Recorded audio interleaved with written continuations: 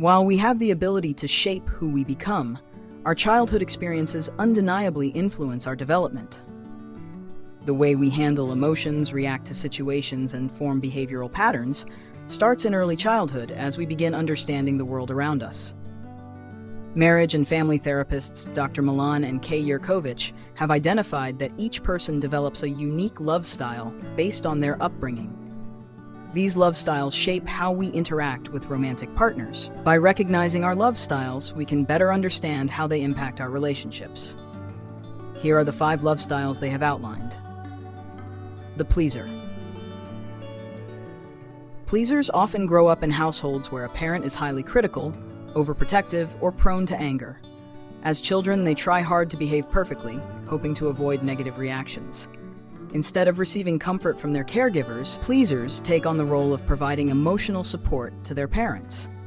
They are highly conflict avoidant, often conceding in disagreements or making amends quickly to restore peace. Saying no is difficult for them, and they may resort to small lies to escape uncomfortable confrontations. As they grow older, they become extremely attuned to the emotions of those around them, always striving to maintain harmony. However, pleasers can become overwhelmed by constantly prioritizing others' needs. When under stress, they may withdraw from relationships entirely. To build strong and fulfilling connections, they need to practice expressing their true feelings rather than constantly meeting others' expectations. 2. The victim. Victims often grow up in chaotic, unpredictable households.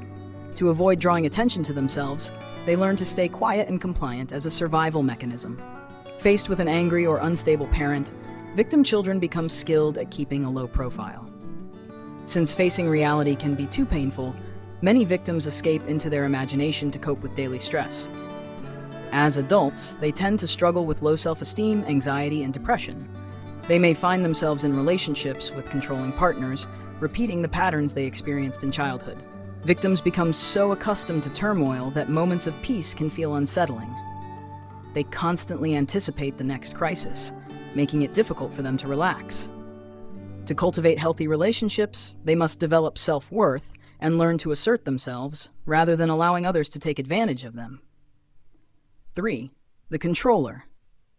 Controllers often grow up in environments where they receive little to no protection. To cope, they develop a strong, independent exterior and rely only on themselves.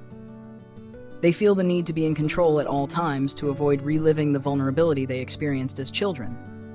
Controllers believe they can maintain control by avoiding emotions such as fear, helplessness, and shame. However, they do not view anger as a weakness and instead use it to dominate situations and maintain authority. Their need for control makes them rigid in their ways, and they prefer handling problems alone rather than depending on others. To build lasting relationships, controllers must learn to release their grip on control, trust their partners, and regulate their anger in a healthy way. 4. The vacillator. Vacillators are raised in unpredictable environments where their parents provide inconsistent affection. Because their needs are not a priority, they develop a deep fear of abandonment. When their caregivers finally do offer love, vacillators may already feel resentful and struggle to accept it. As adults, they search for the unwavering love they lacked as children. They tend to idealize new relationships, but quickly feel let down when their expectations aren't met. Vacillators are highly sensitive and perceptive, noticing even the smallest shifts in others' behavior. As a result, they often feel misunderstood and experience emotional distress in their relationships. To form stable and fulfilling connections, vacillators need to take their time in relationships, allowing them to develop naturally rather than rushing in and setting themselves up for disappointment. The avoider. Avoiders are raised in emotionally distant households that emphasize self-sufficiency.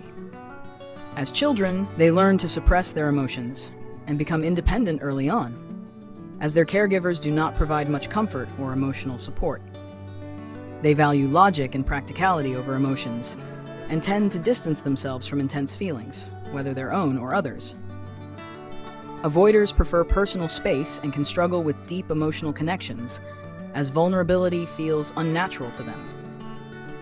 To develop deep and lasting relationships, Avoiders need to practice expressing their emotions openly and embracing vulnerability with their partners. Which love style do you connect with the most? Share your thoughts in the comments below.